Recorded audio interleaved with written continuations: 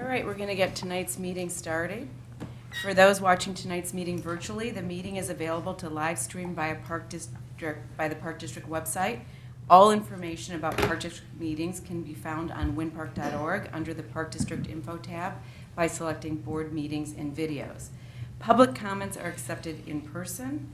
A link to the video and audio will be posted immediately following this evening's meeting. To improve the sound while listening to the meeting, please turn up the volume on your computer and turn up the volume on the website. There is a slight picture delay when the video switches between camera views. The audio will remain on during this brief delay. The meeting packet for tonight's meeting is located on the website. For those attending tonight's meeting, the emergency exits from this room are the door behind you or through the foyer. The board asks for your cooperation to maintain decorum. Personal remarks are not permitted and interruptions should be limited to valid points of order or privilege. Please be considerate and refrain from interrupting board members and other speakers. We are a community coming together to discuss difficult issues. We're going to get tonight's meeting started. Sorry. For those watching tonight's meeting virtually, the meeting is available to live stream. Can never hear them. All right. We are a community coming together to discuss difficult issues in a civil and respectful fashion. I'd like to welcome you to the January 22, 2026 Winnetka Park District Board of Commissioners regular meeting. I'd like to call the meeting to order at 6:02 and ask Saba to take a roll call for attendance. Commissioner Cotto? Here. Commissioner Corley? Here. Commissioner Rapp? Here. Commissioner Root? Present remotely. Commissioner Seaman? Here. Commissioner Tyson? Here. Commissioner Gibson? Here. Commissioner Root has made a request to participate remotely for tonight's meeting. It is requested due to a qualifying event in 4.26 of the Board Policy Manual, little I, personal illness or disability. May I have a motion to approve Commissioner Colleen Root's request to participate remotely in today's board meeting as permitted under Section 4.26 of the Board Policy Manual, remote attendance, and in accordance with the Illinois Open Meetings Act? So moved. Second. Do we have to have any discussion? Nope. We have a roll call vote. Commissioner Cotto? Yes. Commissioner Corley? Yes. Commissioner Rapp? Yes. Commissioner Seaman? Yes. Commissioner Tyson? Yes. Commissioner Root? Yes, and thank you. And Commissioner Gibson? Yes. Motion passes. Thank you. At this point, could we all stand, if you're able, for the Pledge of Allegiance? I pledge allegiance to the flag of the United States of America and to the republic for which it stands, one nation, under God, indivisible, with liberty and justice for all. All right, we're moving to section 1.3 of the agenda for public announcements, and Shannon, is that you? That is. So for everyone's information, summer camp registration is now open. We opened early this year just to make sure everybody gets their summer plans while we're looking at this nice cold winter weather. And visit the Park District website for details on that. Our spring brochure comes out on the 26th with registration starting February 3rd and February 5th. We have the guides, the brochures in our office here and at our facilities. They will be mailed to your household. There are 2 spots available for fenced-in storage at Lloyd, and you can register for those by bid or lottery by February 10th. And then the Winnetka Parks Foundation is excited to offer 2 February events, including the tennis tournament on February 20th and the family skate at the Ice Arena on February 27th. More information on those events can be found on the foundation's website. Thanks, Shannon. You're welcome. Are there any requests? We're moving to section 1.4, approval of January 2022-2026 regular meeting agenda. Are there any requests for changes or additions to the agenda? Doesn't sound like it. May I have a motion to approve the January 2022-2026 regular meeting agenda as presented? So moved. Second. This is a voice vote. All in favor? Aye. Thank you. All right, we're now moving on to the public comment section of the agenda, and this is your opportunity to address the board on any issue. When called upon, please come to the center position in front of the commissioners, stand at the podium, speak into the microphone, and state your name for the record. Please address your comments directly to the board. In accordance with the public comment policy in the board policy manual and is referenced by Public Access Counselor Opinion 2024 PAC 81900, each speaker is permitted up to 3 minutes to provide public comment after being recognized. Speakers may not combine, transfer, or yield their allotted time to others. If you prefer to submit your comments in writing this evening, you may do so by providing them to a member of the Park District staff. At this point, I would ask anyone in the front row who wishes to make public comment to step up. Hi, my name's Katie Stevens. Please put this in the minutes. Last year, I went to Centennial Park. I saw 2 people on the south side of 261, north side of Centennial, taking a look at the trees. One was a man in a vest, one was a woman who had a Park District logo. I was on the Environmental Forestry Commission for 2 terms. I love trees, and I worked incredibly well with Jim Steer, who never clear-cut any lots. I wondered why Andrew from the village wasn't there. I love trees and said, "Gorgeous day, what are you looking at?" I was kind, polite, I inquired, I cared, I introduced myself. The man, I believe, told me he was a consultant for trees. They were studying Centennial. As we talked, a large tree was had dead branches. I was glad we were going to trim them. I had no provocation. I was smiling, and the most important thing is they introduced themselves. I was with Colleen Root. She was with me, and she walked away before I asked my first question. You probably could look at the camera, but she walked away immediately. I watched her walk down the path on the west side between the sidewalk as we spoke. She only heard me ask questions and left. She asked nothing. You'd already censured her, I believe, and so she had left. I found out the investigation centered on Colleen that day. I will swear under oath that she was silent, left immediately, and the above is my recollection of that day. This event cost taxpayers $39,000 in taxpayer money. Seemed to me to be a witch hunt for accusing Colleen of harassment. There are 2 sides to every story, but there's only one side, and it's mine, and no one called me. They only asked you. Your accusations of Colleen were to ask her for an apology and own up to it. You owe her one. You asked her to own up for her mistake. She did not comment, not one comment. When I left, because I was on forestry for 4 years, I mentioned 3 dead pine trees. We had a nice conversation. That was all. They were still smiling. You apologized to her tonight. She didn't deserve your brutal attack. I had no idea who it was or what it was. I have the right to say hello and ask people something unbelievable and pathetic. Please put this in the record.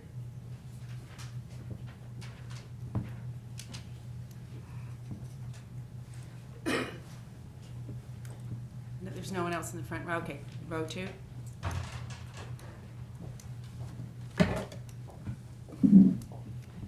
Okay, Joanna Karatzis. I live on Provident.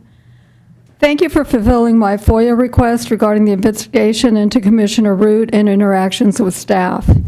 As I see it, the evidence for the complaint amounted to, first, Commissioner Root pointing out she was not receiving her emails. Next, publicly mentioning that language for an important concept regarding open lands had been left out of the comprehensive master plan. The missing piece had been previously approved by the board.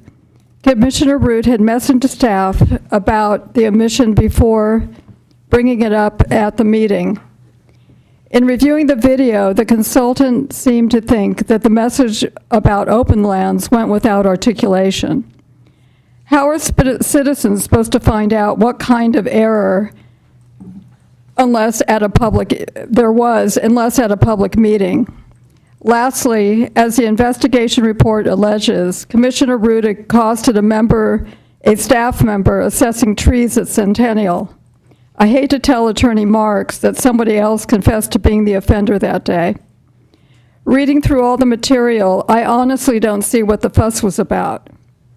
Going through tonight's agenda, I couldn't help but notice item 7.6 states the investigative report costs amounted to $39,350.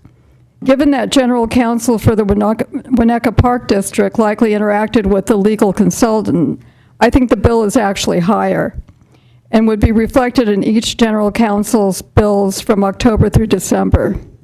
In my opinion, the investigation should have gone the other way around. The board has done its best to single out Commissioner Root and make her term difficult. Thanks. Anyone else in row 2? Row 3.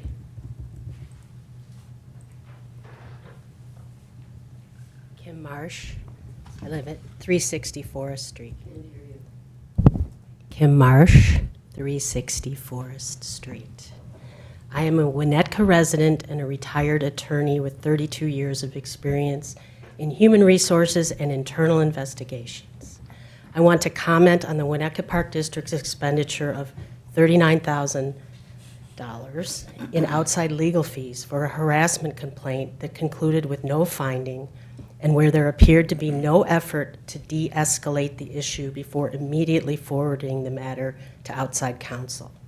In my professional experience, effective HR systems and sensible managers in this situation, this board, should resolve concerns early, proportionately, and internally whenever possible, with escalation to outside counsel reserved for circumstances that clearly warrant it. When a matter reaches this level of expense without a substantiated outcome, it raises legitimate questions about intake, scope control, and managerial oversight. As a taxpayer, my focus is on the core business of this district: parks, programs, and stewardship of public resources, not the escalation of internal disputes into costly legal proceedings. In my opinion, this was nothing more than yet another effort to silence and retaliate against an independent voice on this board, someone who always acts with civility and grace. I urge this board to ensure that future concerns are addressed through timely de-escalation, early resolution, and sound HR management, with clear limits on what matters are elevated to outside counsel, so that public funds are not diverted from the Winnetka Park District's mission. Add Right this here. to the- Yeah, give him a solo. Any other people in the third row?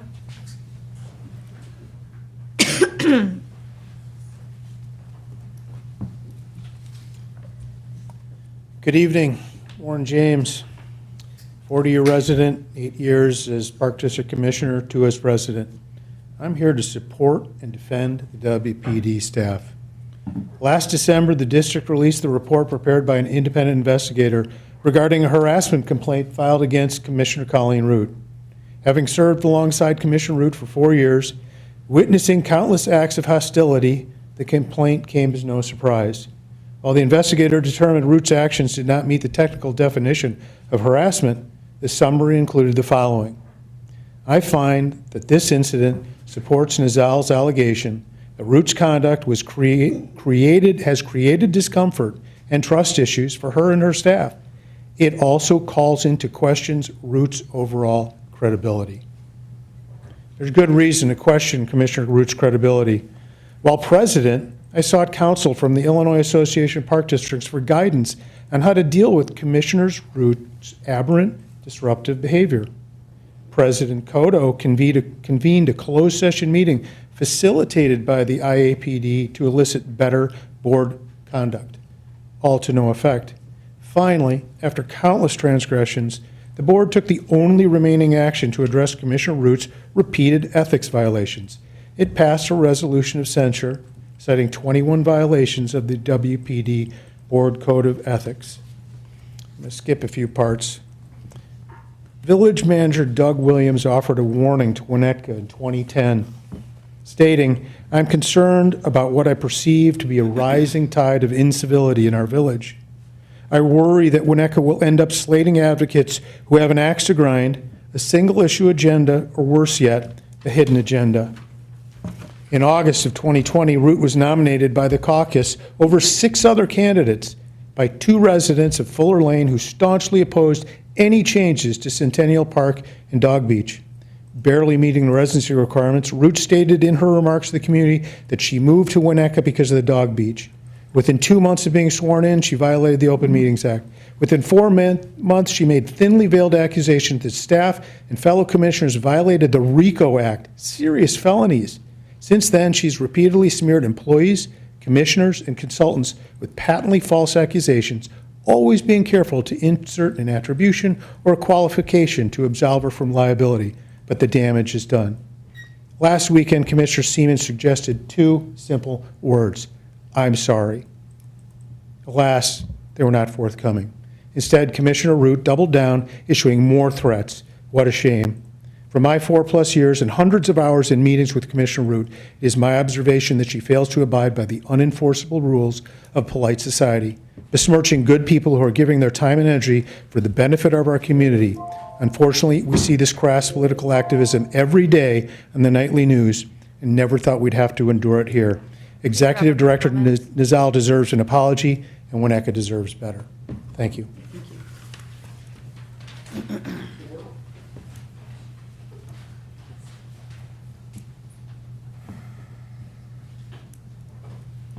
All right. Anyone else for public comment? No? All right. Now we're moving on to the consent agenda. Does anyone wish to have any item added to or removed from the consent agenda?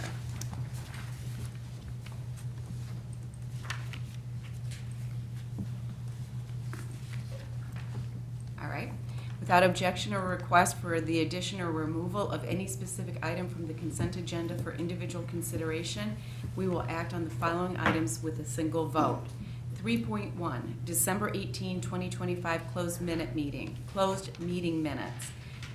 3.2, December 18, 2025 regular meeting minutes.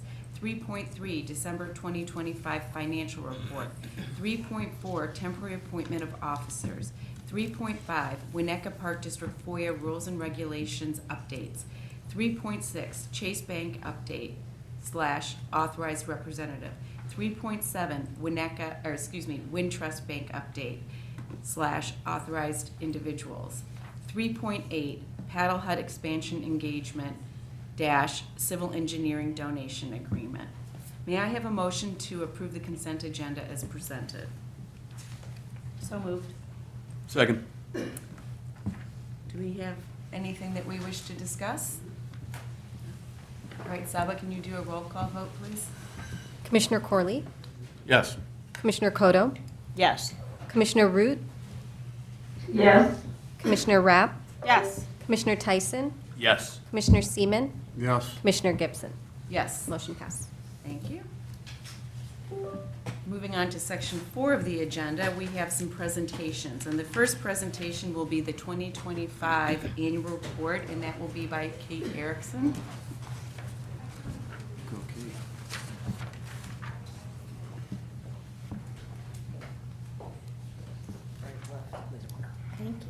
you. Well, you'll find the annual budget in front of you, Commissioners, and if any of our residents would like a copy of this, we'll have it at our administrative center here, as well as we'll have it up on the website. Oops. Oops. There we go. Starting out with our financials, you'll see here a few graphs that help tell the story of the 2025 year-end estimate revenue and expenses compared to budget. One item to note under expenses, our capital budget was slightly larger due to budgeting for the Elder Centennial Project. We also have a simple tax breakdown where residents can see that approximately 5% of their tax dollars go to the district. We really want to highlight the grants that we were awarded last year, which was exciting, and really helping to significantly help with some projects and improvements. Oh, there we go. We completed and adopted the comprehensive master plan. We could not have accomplished this important project and roadmap for the upcoming decade without the community's input and involvement. Our parks team kept extremely busy with several large projects, the completion of the Hap Road Parks Playground, which we celebrated in June, the Green Bay Trail paving project, with an additional 1,200 linear feet of trail was repaved and a stone jogging path was leveled. And we completed the Elder Centennial Beach cleanup project. This was completed to ensure safe water access for the community, allowing for the reopening of Elder Lane Beach. We started the outdoor tennis court project. We completed the replacement of outdated high-pressure sodium lights with focused LED fixtures, reducing energy consumption and minimizing light pollution. The Parks team also replanted more than 50 new trees from the Winnetka Park District's tree nursery, as well as continued their evaluation and future planning to protect our lakefront.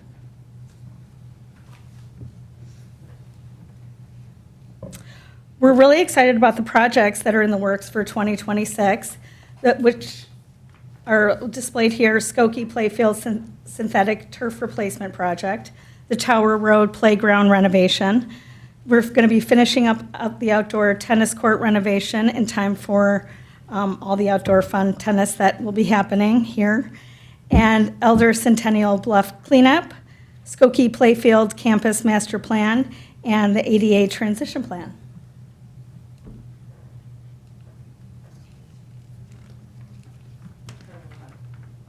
There we go. We had a lot of fun and recreation in 2025. Here are some highlights. Over 1,800 participants in youth sports, which was up from 2024. 464 adult fitness participants, over 20,000 camp participants, and we hosted 51 birthday parties.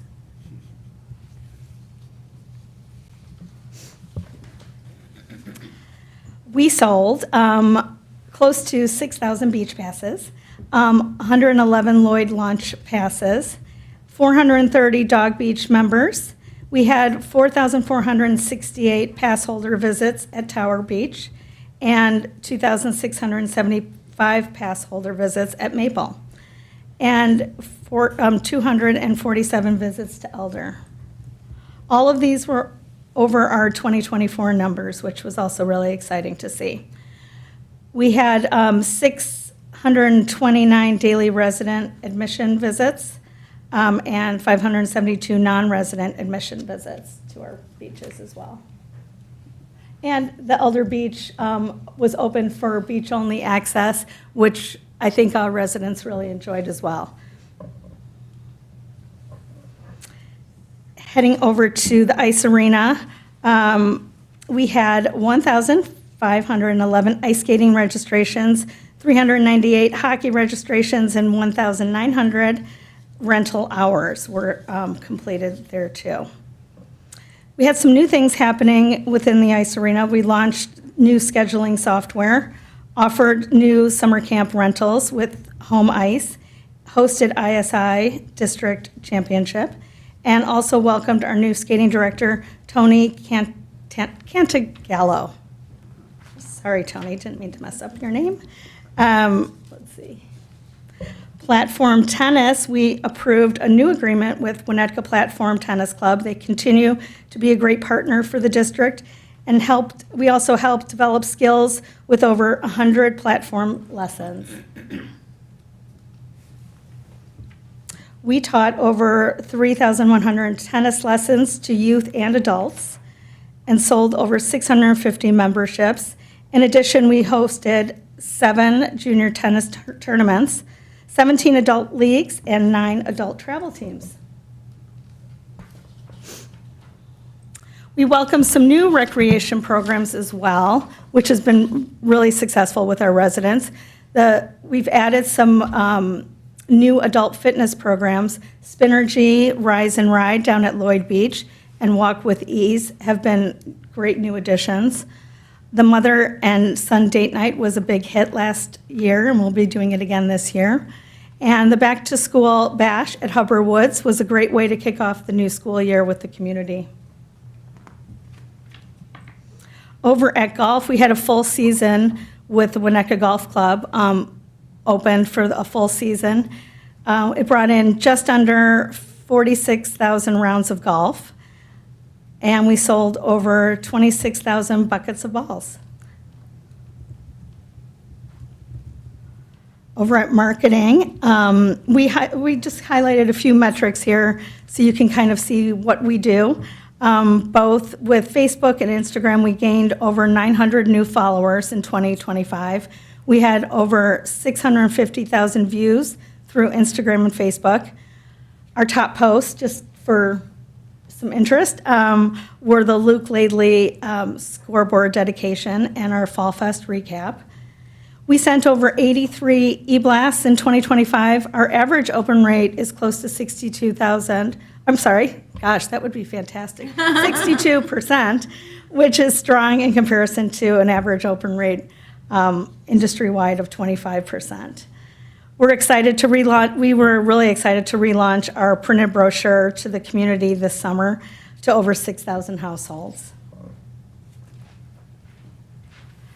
On the administrative side of the district, we adopted revisions to policy 808 for affiliate programs and adopted revisions to chapters 1 through 4 of the policy manual. Human Resources had another busy year updating systems and managing a large volume of seasonal hires. And we were better together with a lot of our community partnerships. Just to go over some of them, we educated the community around our Beach Safe campaign, along with presenting to all 5 District 36 schools. We partnered with Winnetka Northfield Library to offer weekly story time at Dwyer and Hubbard Woods Park. We hosted free family events at Winnetka Farmers Market, which were family yoga days and a sports day. We partner with NSSRA to run Gator Tennis over at the AC Nielsen facility. And we continue to partner with Mike DiBartolo for a 6th consecutive year, a community member who started Play for Parkinson's and whose efforts have raised over $500,000 for Parkinson's.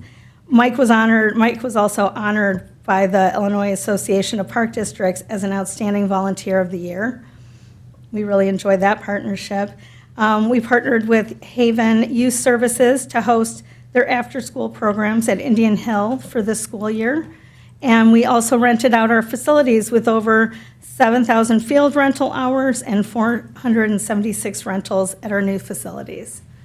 So it was an eventful year, and we hope you have fun reading through the annual report at your leisure.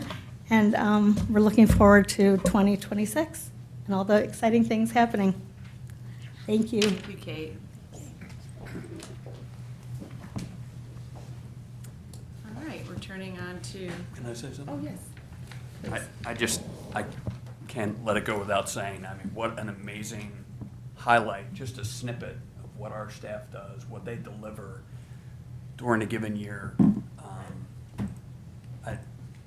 It's unbelievable what they do with the numbers they have, and I'm sure it was hard to decide what was going to be on that list. I'm sure a number of things didn't make the cut, so We thank couldn't you. make it 200 pages. We thought that would be excessive. Yes, yes, I just wanted to, couldn't let this go without saying thank you once again to our amazing staff and let you know how much we appreciate you. Thank you. Thank you, Jeff. Well said. We're moving on to Section 5, Unfinished Business, Section 5.1, Fiscal Year 2026 Annual Budget and Appropriation Ordinance Number 2025-011. Shannon, I think that's you. It is. So we are bringing back the budget and appropriation ordinance for the fiscal year 2026 annual budget. This was reviewed by the board and the public in the public hearing at our last meeting on December 18th. The tentative ordinance has been posted on our website for over the required 30 days, and we need to do that before the board can approve the ordinance itself. So it is coming back to the board for approval of that ordinance. The only change was the removal of names of treasurer and secretary, as that part was during consent agenda earlier this meeting. So those will be added in as appropriate to the ordinance. Any questions for me? No? All right. May I have a motion to adopt ordinance number 2025-011 as presented? So moved. Second. All right. Assume no discussion. Can we do a roll call vote, please, Saba? Yes. Commissioner Seaman, Yes. Commissioner Tyson, Yes. Commissioner Root, Yes. Commissioner Rapp, Yes. Commissioner Kodo, Yes. Commissioner Corley, Yes. Commissioner Gibson. Yes. The motion passes. Thank you. We're now moving on to Section 5.2, Elder Lane and Centennial Park and Beach Project Update, and that will be Mr. Katulis. Thank you. In the packet, there is a memorandum that includes and covers kind of the update. Cliff notes of that essentially is we're continuing to progress on our front for the special use permit for Centennial dog fencing for the off-leash dog area. Along with that, we have received the initial permit from the IDNR for the construction of that fencing. We are in conversations with the U.S. Army Corps of Engineers as well as Cook County. We are hoping to see those permits here soon, hopefully by the end of the month, but time will tell, for the Corps as well as Cook County's advisory in regards to their approval of our submission of our plan set. No formal permit is expected from them, or just a consideration and approval of our consideration for our plans. We are scheduled to meet next week with the Plan Commission on January 28th at Village Hall Chambers. That meeting starts at 7 p.m. We will present our special use permit to the Plan Commission that evening, and then as additional meetings follow, we will put updates out there to the community to let them know, be aware of that, as well as the next steps in the process. Currently, those are where we're at with shoreline projects. If there's any questions in regards to Elder and Centennial that I can answer for the board, I'd be honored to. And if I could, we just received an email from the village this evening in regards to the next meetings in regards to the fencing project, to where they are expecting at least 2 meetings with the Plan Commission and 2 meetings with the ZBA before going to Design and Review Board. So right now, the schedule that their Community Development Director sent us this evening is January 28th Plan Commission, February 25th Plan Commission, March 9th Zoning Board, April 13th Zoning Board, and April 16th Design and Review Board.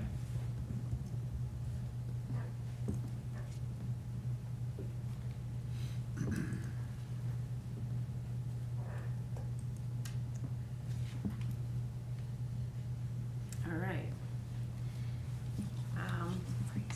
No one has any questions. We'll move on to Section 6 of the agenda, New Business. Section 6.1, Personnel policy manual adoption of section 2.8. And Beth, that's you. Yes, thank you, Commissioner Gibson. Illinois House Bill 3773 amends the Illinois Human Rights Act, specifically to regulate AI use in employment. So the proposed section 2.8, use of artificial intelligence tools, establishes standards for the use of AI and general use in employment or in the workplace. So the policy prohibits the use of AI that may result in discriminatory outcomes and affirms the district's obligation to notify employees and applicants that AI is used in employment decisions that could affect their employment or working conditions. The policy also provides guidance on the general responsibility of using AI tools in the workplace. So for things like note-taking, analyzing reports, things like that. The district's personnel policy is with, so this aligns the district's personnel policy with statutory changes that have been introduced, and so staff proposes adding section 2.8 to the personnel policy manual. Are there any questions? It doesn't look like we have any questions, so I'd like to have a motion to adopt resolution 2026-01-22-01 as presented. So moved. Second. All right, no discussion. Let's have a roll call vote, please, Saba. Commissioner Rapp, Yes. Commissioner Root,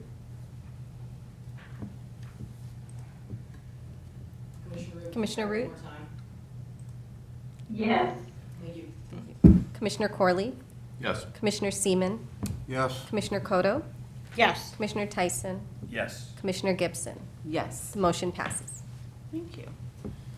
We are now moving on to section 6.2, Personnel Policy Manual Update, section 2.5, 9.7, 9.99, and 9.12. Beth? So the state of Illinois has been busy with amending statutes. So they've amended several employment-related statutes that affect current policies that we have in our manual. The first is section 2.5 for nursing mothers in the workplace. So this updates requirements related to compensation for nursing mothers and defines undue hardship. Section 9.7 is the Military Leave Act, which formerly was called the Family Military Leave Act. So this renames our policy and provides up to 8 hours of paid leave for military honors duties, not to exceed 40 hours annually, along with clarifying employee eligibility. Section 9.9, Victims Economic Security and Safety Act, adds a requirement that employers allow employees to use employer-issued devices to record and retrieve documentation of incidents of violence against themselves or family or household members from an employer-issued device. Section 9.12, Blood Donation Leave Act, expands paid organ donation leave to include eligible part-time employees who have been employed for at least 6 months. The district council have already reviewed these amendments, and basically it's renaming one of the policies and making sure our policies align with Illinois statute.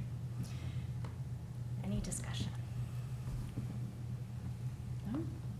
All right, may I have a motion to adopt resolution 2026-01-22-05 as presented? So moved. Second. And I'm assuming no discussion. Can we do a roll call vote, please, Saba? Commissioner Kodo, Yes. Commissioner Rapp, Yes. Commissioner Seaman, Yes. Commissioner Corley, Yes. Commissioner Tyson, Yes. Commissioner Root, Yes. Commissioner Gibson. Yes. Motion passes. Thank you. We're now moving on to section 6.3, memorandum of understanding with the Winnetka Parks Foundation. And that's you, Shannon. Yes. So I have been working with the Winnetka Parks Foundation since probably early summer last year, talking about a memorandum of understanding with the Park District to solidify that partnership between our two organizations, to make sure that the work that the Park District is putting in for the foundation is acknowledged, and that the foundation realizes the work that's being put in by the Park District to support the foundation and their mission as well. So we started that conversation back in July of 2025. We, at their January 13th meeting, they approved on their end the memorandum of understanding that is before you this evening. And basically what this does is it gives us a template of what we should be looking at from what efforts are the Park District putting in to assist the foundation in their mission, and what responsibilities do the foundation have back to the Park District. So this really puts that in perspective. And I know I worked with Commissioner Tyson quite a lot on this too, as he is the board liaison to the foundation. And I don't know if he has anything to add on that, but. I think I was just along for the ride. But Yeah. I appreciate the credit. No, I think it's an important document. I think it goes without saying. Although the foundation is important, the staff has other things they need to do as well. So I think it's important to kind of come to an agreement on when the foundation is hosting events, staff ends up doing a lot to support them, and I think it makes sense to kind of set some parameters in place so that there's an understanding going in to how much support can and will be provided.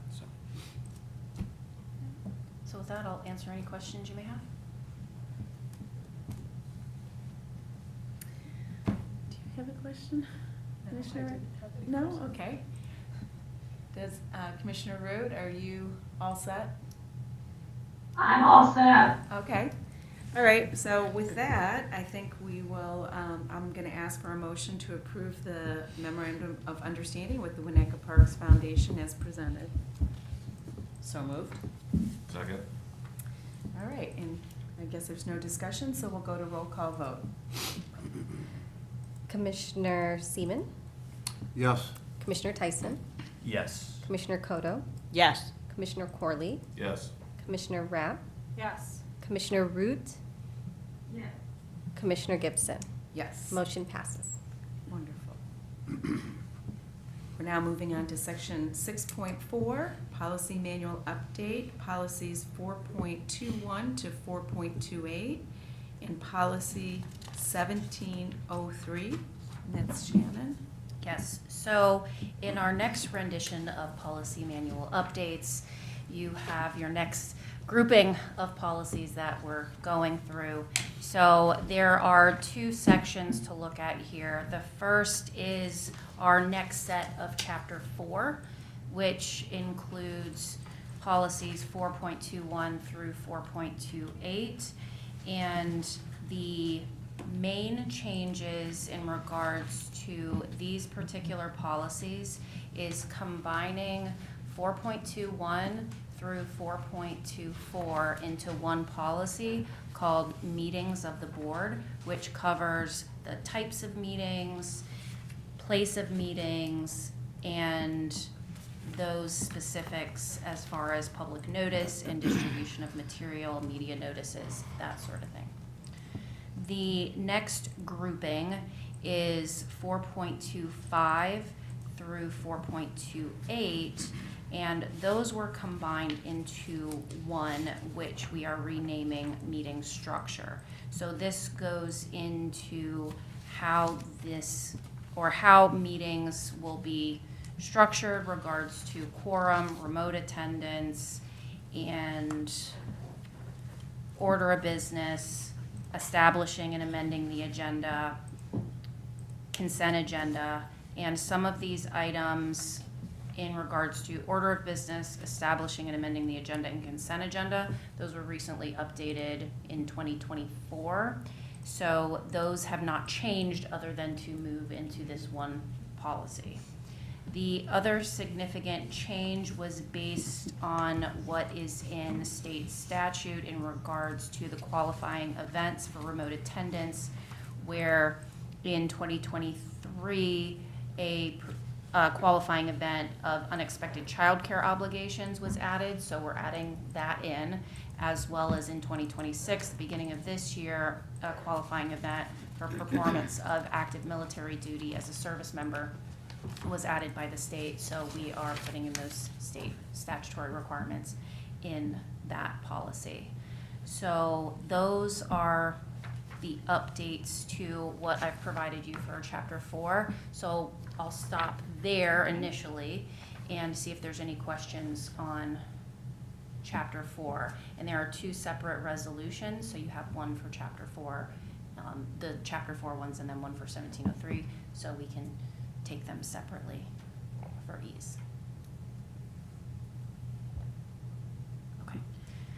So, did you want to go ahead and do the adopt the resolution? Up to you. Yeah, let's go ahead and do that. Okay. All right, may I have a motion to approve Resolution 2026-01-22-02 as presented? So moved. Second. Jinx. All right, somebody pick. Kodo Tyson. Yeah. Right, and that's a roll call vote. Okay. Commissioner Tyson, Yes. Commissioner Kodo, Yes. Commissioner Corley, Yes. Commissioner Seaman, Yes. Commissioner Rapp, Yes. Commissioner Root, Yes. Commissioner Gibson. Yes. Motion passes. Okay, great. And then we'll move on to the proposed changes to policy 1703. Yes, so 1703, it was requested at your last meeting to bring this policy forward for review. So after looking at the policy, looking at what was fairly standard with other organizations, we had looked at what might work for our organization in regards to outdoor athletic field rentals, while still allowing administrative implementation that's consistent with that. So the revised policy, as recommended, removes the list of specific parks from the policy text, but it expressly states that not all park district properties or athletic fields are eligible for rental. It indicates that availability may be limited or prohibited due to deed restrictions, permit conditions, environmental regulations, special use permits, safety considerations, maintenance, operational constraints, those types of things. It doesn't change any eligibility standards, rental priorities, or current practices. It just clarifies how that direction is set. And I know that additional conversation needed to be had on this particular topic based on the conversation in last month's meeting. So I wanted to open it up for any discussion or any questions. Well, I guess I would let you open it up for discussion, and I'm asking for input. Can I open this up for discussion? Commissioners Seaman or Corley, any discussion there? No comment. No? I want to run as much revenue through parks as possible. That's my view. And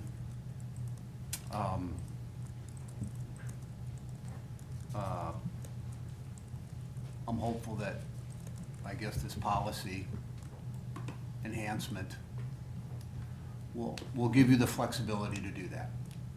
So, listen, field space is rare, park space is rare. We may not think it's rare here in Winnetka because we've got a lot of parks, but supportive of it. So thank you for all your work.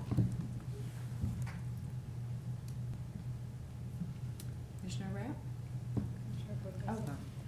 I just want to add on to what David said. We discovered in the budget process that our expenses are steadily increasing in terms of valuable employees' compensation.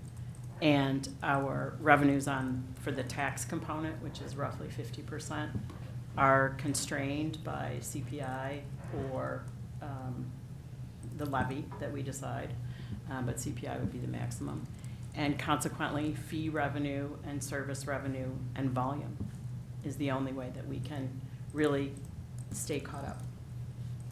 I agree.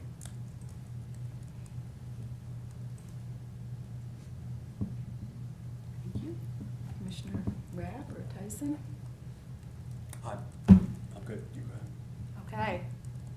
I'm not good. So, You said you're not good? I'm not good. Okay, okay.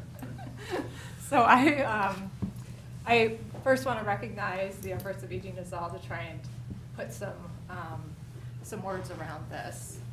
I would say that as commissioners, one of the important things that we do is choose the executive director. Another important thing that we do is set the budget. Another important thing that we do, in my opinion, is determine the uses of our properties through master plans, through park plans and such. So we had identified in this 3 major sites for athletic field rental. Athletic fields are a pretty high intensity use. It can vary between games and practices, but I think it's important that we, as a board, are setting the land use for our properties, and it's not something that happens through an arbitrary process, with staff out of the public view, which I think is what, to me, reading this policy, it says. So that's kind of my objection. I think it's clear when we've identified sites and how they're used, and I think that that's a benefit. I think that this policy does a good job of laying out the things that should be considered in determining which sites are subject to rental, so deed restrictions, grant conditions, special use permits, IGAs, environmental regulations, safety considerations, maintenance requirements, or other legal or operational constraints. So I think those are good things. It's a question, in my mind, for the sites that are proposed in 2026, whether we've actually gone through that checklist for the sites. I know we seem to not have, as an example, a complete listing of our special use permits, even for our own properties, as an example. So I think that that's important for our residents, that we are going through that and also taking into account their concerns when we increase the intensity of use over their sites. And we have seen, kind of some creep. We had these 3 sites identified in our policy manual. Then, during COVID, we kind of converted some of our neighborhood parks that had, flat green spaces into fields. Part of that was driven by social distancing. Part of it was driven for a time when Little Duke was under construction for the stormwater project. Those decisions were made, by the executive director, who was afforded great latitude to make, the day-to-day decisions that need to be made. I think they were appropriate because Little Duke, definitely carries a lot of foot traffic to shift it to other places. But I don't believe that for some of those other places, we have necessarily done the due diligence, to engage with the neighbors, to, consider, is that really appropriate for a neighborhood park? Is that really in line with our special use permit? Is that, just, are we being a good neighbor with it? Are we concerned with parking? Are we concerned with intensity of use? If someone, I feel like this policy gives a lot of flexibility. So if someone came in and said, I'd like to use Crow Island Woods as an athletic field, would that be allowed for 4 hours a week on the weekend? I don't know. I don't know, but I think it's important that we, as a board, are giving some of those directions, just so that we are handling some of our own land use at a high level. And obviously the staff, execute the day-to-day. They, make sure that people aren't tearing up the fields. They manage the scheduling, and all of that. So I really think that we should be naming the sites. We could name them on an annual basis when we approve the rates. Because when we approve the rates, we're just approving the rates generically, not in a site-specific way. So, you know, I just see a great concern in terms of, you know, sites being used and diminishing the quality of life for residents in those areas that we are not taking into account with this policy. To my colleagues who are thinking about revenue, I'd just like to put out that, you know, per team, for one of the affiliates who uses it, their revenue per team is, you know, around $4,200. That's like the annual amount that we earned at one of the sites that's frequently used in a neighborhood park. So the rates versus the revenue of the organization using them are like multiples off. So, you know, we say, you know, revenue, but I would say for the amount of revenue we're getting from some of these sites, I mean, it's, as a neighbor, I may or may not feel like that's compelling.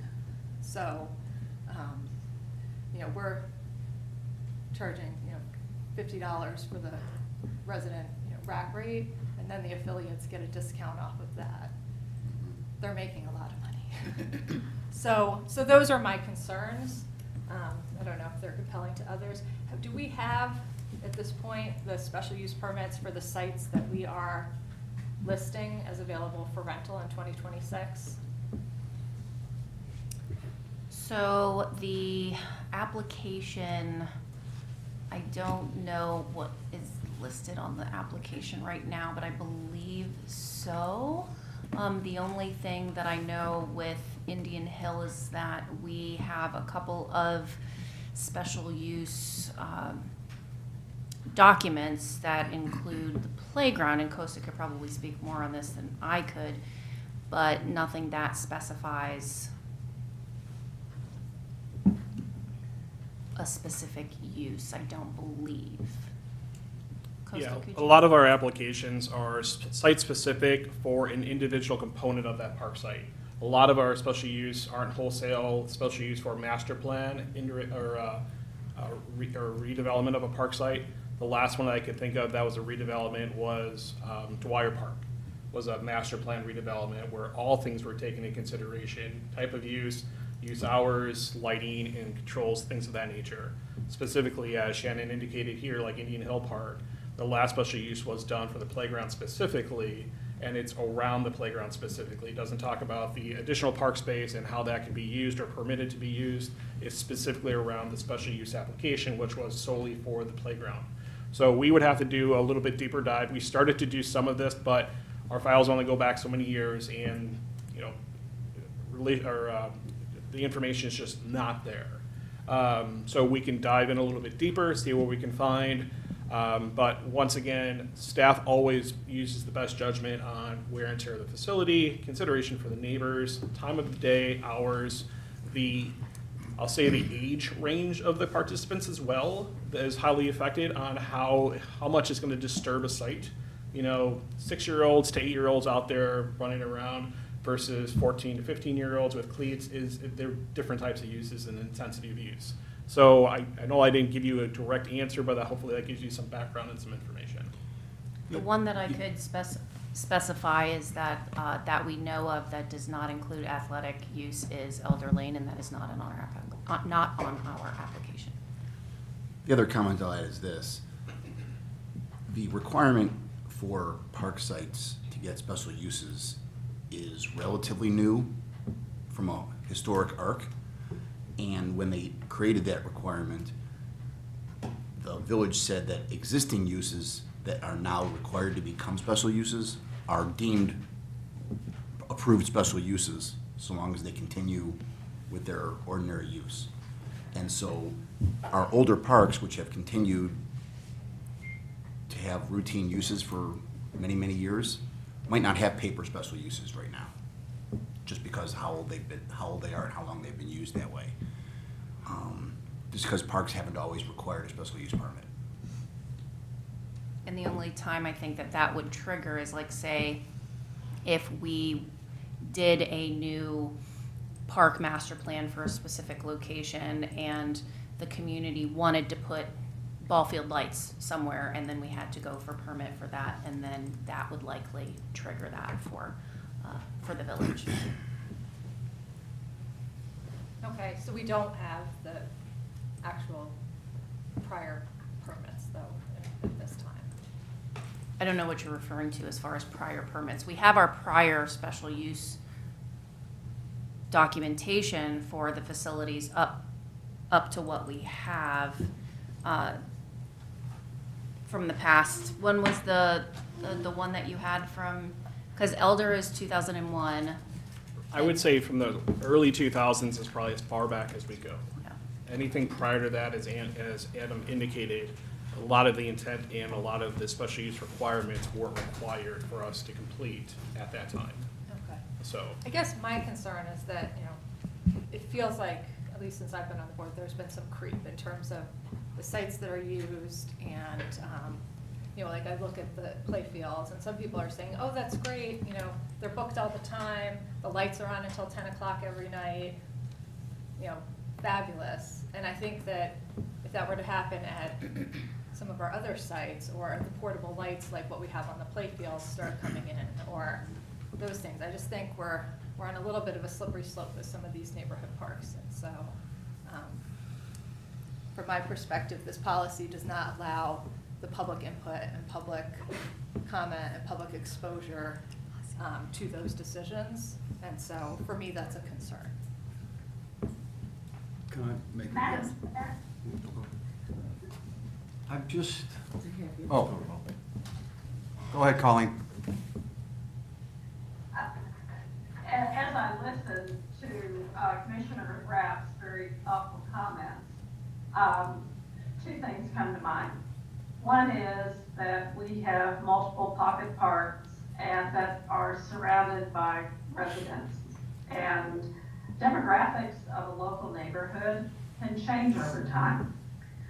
So the concern I would have, again, is that when we're looking at land use, I would think that we have a partnership with our executive director, but also as a board, because as board members, we're more likely to be out visiting and having residents come to us with concerns and issues.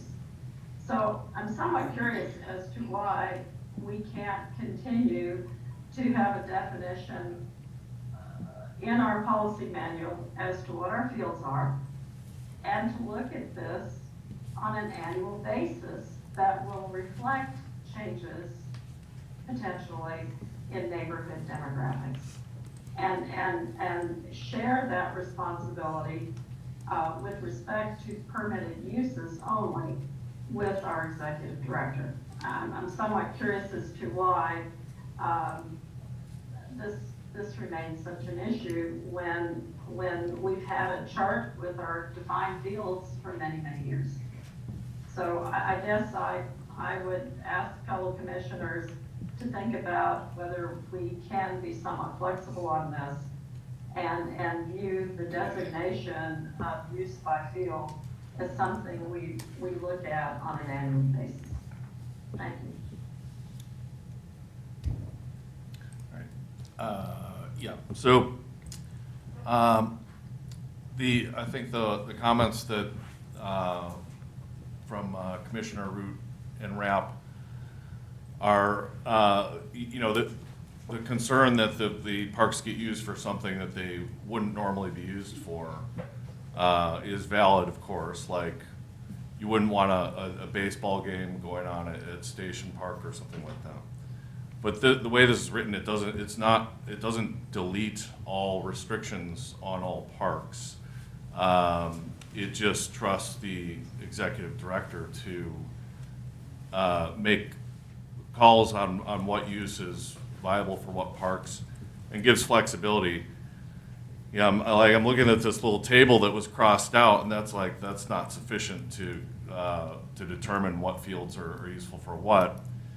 To actually, for the board to declare what's allowed where, would be an enormous spreadsheet with all sorts of check boxes, and I don't really know, like, at what age do kids start using cleats and things like that. So, you know, so like the way it's written, it seems to give the control to the people that know what's going on and know the parks very well and know the area around them. And, you know, a year from now, if the city's up in arms, or the village is up in arms because, you know, all the parks are overrun by, you know, noise and cleats, we're not giving up our ability to restrict it down the road at all.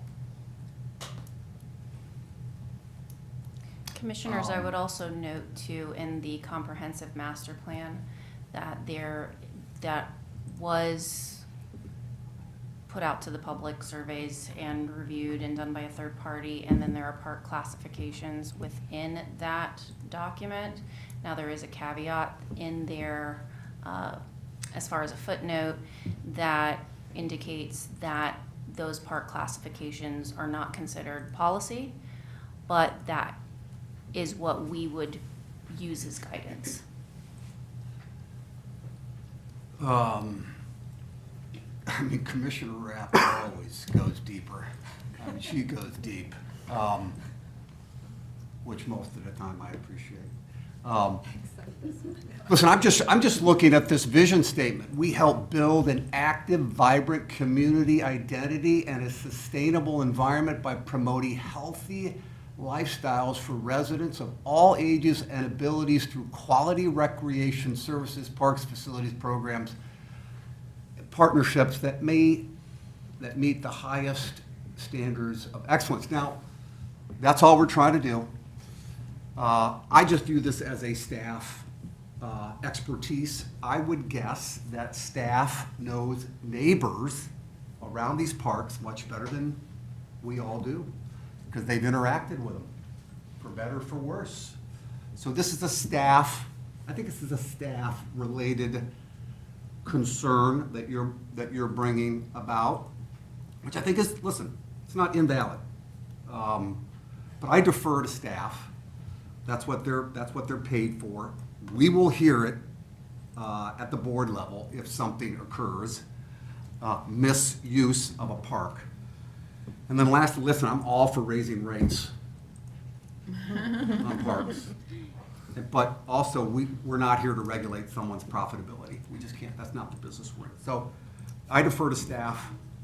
Thank you very much. Can I make one more comment? Sure. If we are deferring to staff, I would say that then are residents supposed to then, look to the village process to represent their views as we engage in planning processes, if we as a board are not taking that as our decision? Just because the policy leaves the general description to the staff doesn't mean that on a case-by-case basis, the board can't enact policy specific to an individual park. It just means that by default, staff will monitor the permitted uses, the condition of the property, all those other factors, and they'll make an informed decision. But it doesn't take the power away from the board on a case-by-case, park-specific basis. And there are also I was actually looking at Ordinance 504 today, in my spare time. And there are regulations in there specifically about baseball fields. And that baseball can only be played on baseball fields, or that there has to be a backstop. So there are other specifics within our guidance, including our ordinances, that have additional restrictions there too. So I don't, and our staff do not want to ruin our facilities. We want to be good stewards to the community. We want to make sure that they're cared for in the best possible way and used to their capability, and that the the community gets to use those facilities in the way that the community wants to use those facilities. And with the comprehensive master plan, that gives us a lot of that guidance. Okay. Any other discussion? I think we've all had our time. So may I have a motion to approve resolution 2026-01-22-06 as presented? So moved. Second. Can we do a roll call vote, Saba? Yes. Commissioner Seaman, Yes. Commissioner Corley, Yes. Commissioner Kodo, Yes. Commissioner Rapp, No. Commissioner Root, Commissioner Root, Commissioner Root, you're muted. I'm sorry. No, thank you. What was the vote? that was a no. It was a no. Commissioner Tyson Yes. and Commissioner Gibson. Yes. Motion passes. Okay. We're moving on to section 7 of the agenda, and it is the executive director's report. As always, the weekly status reports, legal expenses, and the Winnetka Golf Club report from Kemper are attached, and I'll answer any questions you may have. I just want to say thank you again. I love reading those reports. They're so thorough. I'm Elisa sure. did a lot of them over this span when I was out, so. There's a lot of detail, and I think people appreciate that. I think people appreciate that. Thank you. Thank you. Okay. We're going to move on to section 8 of the agenda, and that is commissioner comments. I'm going to ask each commissioner to limit their comments to 3 minutes. Time may not be ceded, transferred, or shared with any other commissioner. Who would like to make a comment, if any? Mr. Tyson. So the Golf Services Advisory Board met for the first time on Mhm. January 6th. And all appointed advisory members were in attendance, also including Scott Corley and myself, Shannon, Elisa, Saba, and Miles. Just some highlights from the meeting. Officers were elected. Mickey Archambault is nominated as the chair. Jonathan Kunkel was nominated as the vice chair. We spent some time reviewing the park board policy for advisory boards, which this board approved and adopted. Established a regular meeting agenda schedule, set to meet at least once a month, or I'm sorry, once per quarter. And our next meeting is scheduled for the first week of February, on February 3rd. Shannon went over a high-level overview of the vision for golf documented within the comprehensive master plan. Miles provided a high-level update of projects planned for the golf course this year.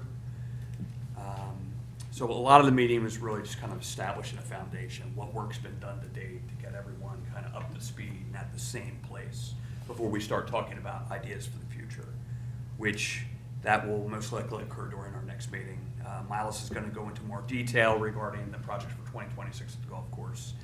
And each of the advisory board members are coming back with their list of ideas, which will be combined, and we'll start going through those. Wonderful.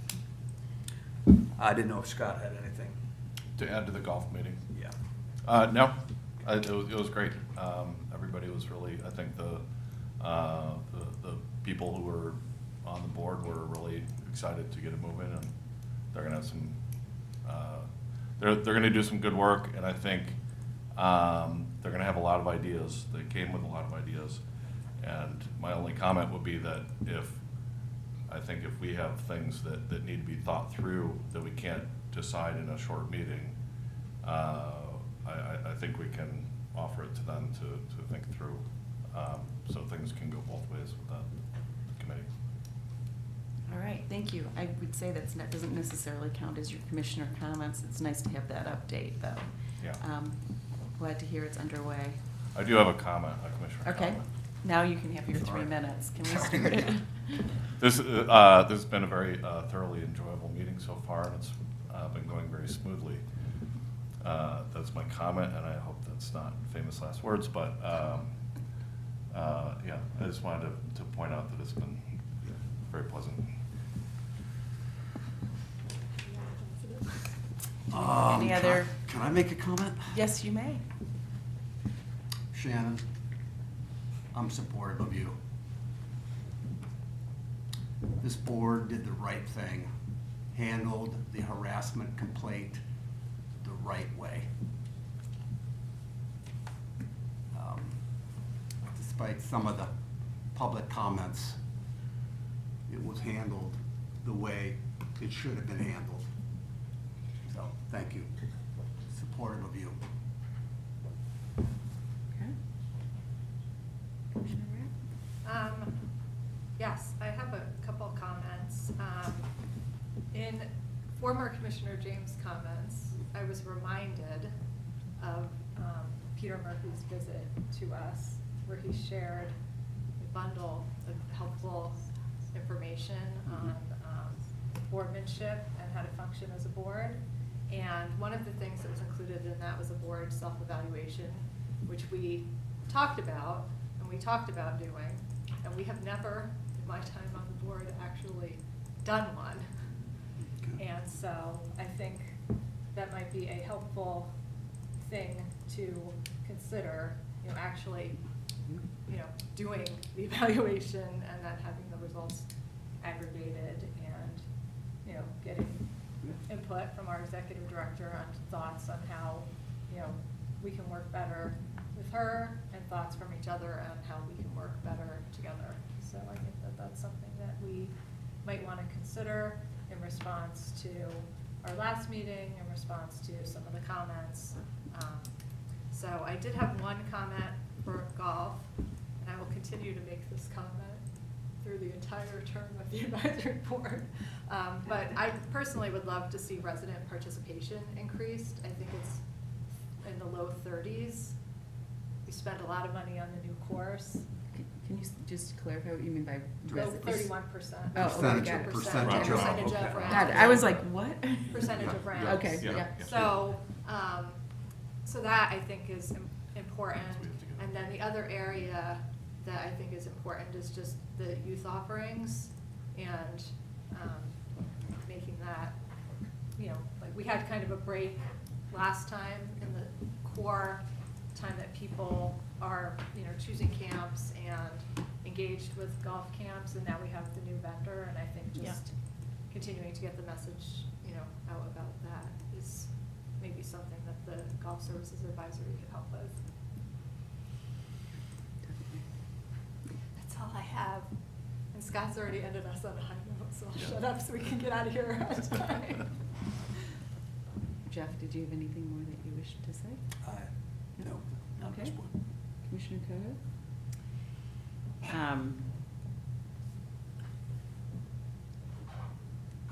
David and I are like-minded on this topic as well. I want to protect and support this agency and the talented professionals who work here. The finding of this investigation, which was entirely necessary, was not 100% benign, and this has been a pattern of behavior for 5.5 years. In order to protect this agency and the people who work here from future complaints and future liability, I believe there needs to be some type of consequence. I don't know what that is, but I think that's something we need to consider, because if it happens again and there are damages attached, we will be remiss in our duty to protect this agency. That's all I have to say. I'm, Commissioner Root have oh, Commissioner Root? My goodness. I guess I view this very, very differently. And the reason I do is because we are looking at freedom of speech. And what has been attacked here is my effort in communicating issues that I thought were issues of governance and policy. Again, I have supported this district for 5 years. The public apparently wanted me to be reelected because I was. And I am very unified with this board, but for one project. And there I am a minority view, or was. I don't know where that subject is now. But when you weaponize policy to silence a minority voice, and I view that's what has happened here, that becomes a very dangerous precedent, because you may be in the majority now, but a year or two you may not be. And again, I would hope that we could put all of this behind us and move forward in 2026 in a very unified and collaborative fashion. And for that, I would encourage everyone, including staff, to be communicative both verbally as well as through a written product. And again, Commissioner Cotto, you had the right to unilaterally write terms of censure against me. You never gave me the opportunity to respond to those. And you ambushed me. And now here you come again, wanting to punish. I hope you will carefully consider that, because there are consequences when you habitually and repeatedly abuse an elected official. So again, let's put this behind us, let's move on, and make 2026 a wonderfully productive as well as collaborative year. Thank you. Thank you. So what I would say is this investigation was in no way undertaken for the purposes of silencing a minority view. That it was simply undertaken because there was a complaint of your behavior toward an employee. We had to investigate it.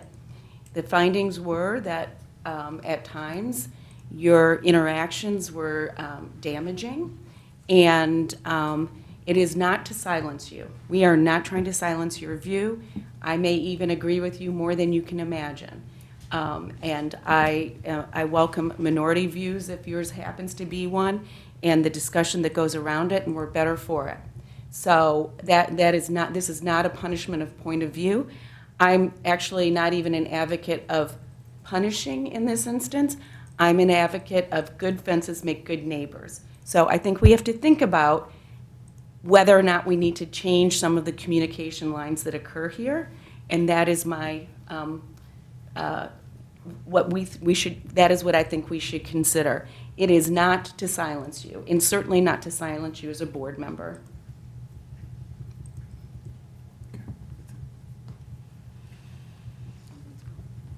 All right.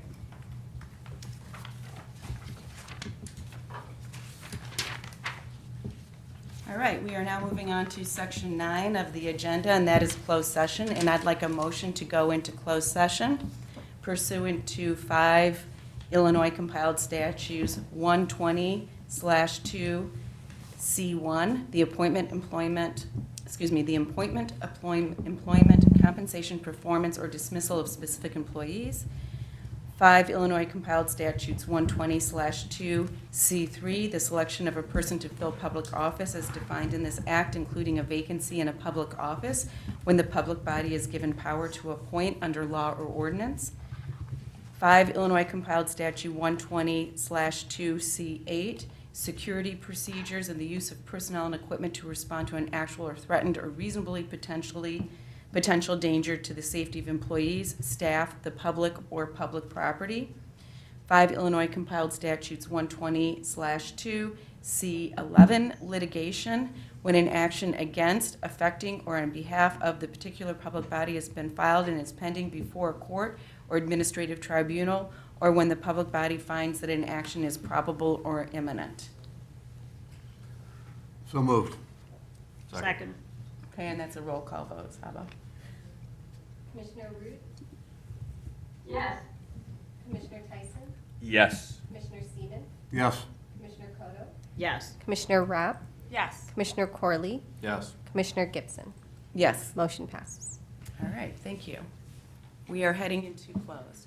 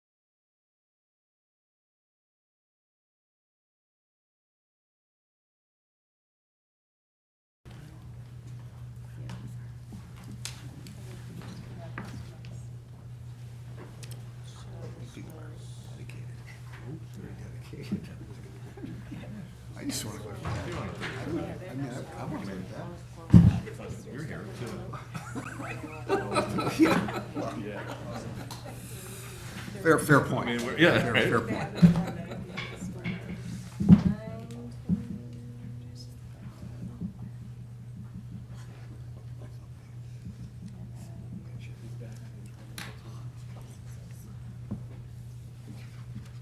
Taylor, let me know when you're ready.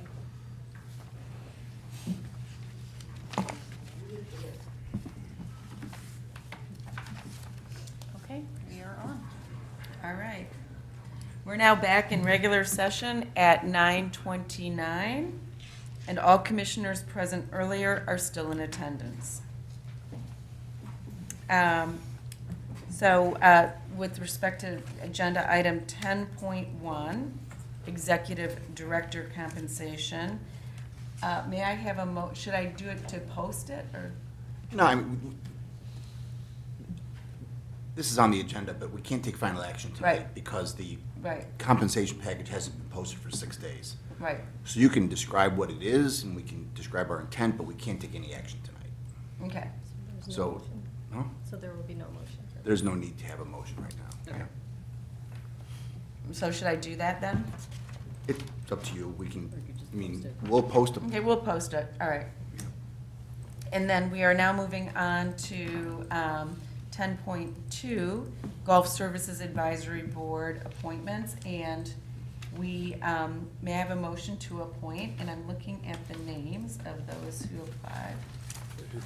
Okay, that's right. So I have to appoint Eric Schmidt, Josh Kirkpatrick, and John Lombardo to the Golf Services Advisory Board. So moved. Second. I think we already, I don't know that we have discussion here. Can you do a roll call vote, please, Yep. Saba? Commissioner Kodo, Yes. Commissioner Corley, Yes. Commissioner Rapp, Commissioner Root, Yes. Commissioner Seaman, Yes. Commissioner Tyson, Yes. Commissioner Gibson. Yes. The motion passes. All right, very good. We're now moving on to section 11 of the agenda, and that is adjournment. That is, May I have a motion to adjourn the meeting at 9:31? so moved. Second. All right, all in favor? Aye. Aye. That is